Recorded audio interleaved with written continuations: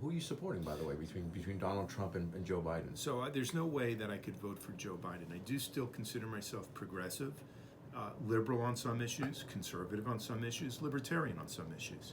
But let's just take it from a progressive perspective. Is Joe Biden the progressive in this race? Joe Biden, as a U.S. Senator, authored the crime control bills of the 1990s. As vice president, it was Obama and Biden that privatized the prison system in this country. So who's responsible for mass incarceration? And then you compare that with Donald Trump's record as president, where he signed the First Step Act, the most progressive criminal justice reform bill in 70 years. So on criminal justice reform, on mass incarceration, Donald Trump's the progressive, not Joe Biden. Take a look at foreign policy. Donald Trump's the first president since Jimmy Carter to not start a new foreign war. Under Obama and Biden, you had bloodbaths in Syria, in Libya.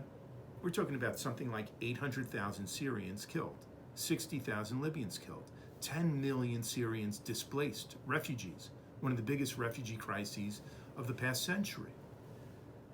And yet, you look at the Trump administration, you now have peace breaking out in the Middle East. Trump refused to go ahead with that Iran agreement that Obama and Biden were behind, and Debbie Wasserman Schultz was behind.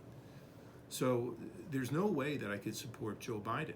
Donald Trump is certainly the progressive in the race right now, and people don't want to hear that. Well, I should say Democrats don't want to hear that. So you're going to be voting for Joe Biden, or I'm sorry, for Donald Trump? There's no way I'll vote for Joe Biden. If I do vote, it would probably be for Donald Trump. And I say if I do vote because our experience over the past 4 years is that Broward County has been rigging the votes. We've seen it. There's all the evidence from my two campaigns where the experts have said it's statistically impossible.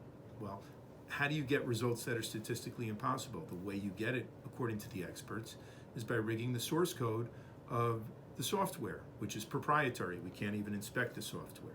So we tried to inspect the ballots. They threw out the ballots. I'd work with the Trump administration. I'd work with President Trump on a number of issues. You know, some years ago, before I was a candidate, Senator Bernie Sanders had appointed me to a task force to study the Federal Reserve. I like what I see what Donald Trump is doing in the Federal Reserve. Now, he gets criticized for being a bull in a china shop and bullying the Federal Reserve. And my attitude is it was about time for a president to speak up for Main Street and to be calling the Federal Reserve out for what they've been doing for decades. Same with the trade agreements. I applaud President Trump for killing the Trans-Pacific Partnership, for renegotiating NAFTA, for negotiating new trade deals with a bunch of countries. So again, Donald Trump is the progressive in the race when it comes to trade issues.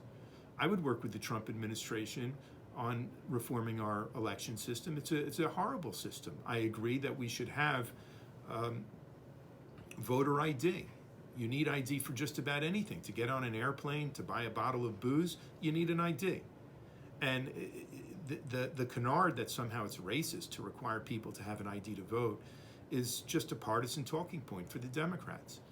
So Donald Trump, twice at least in the last few years, has spoken out publicly at a press conference and has tweeted the need for paper ballots. And that's my attitude too.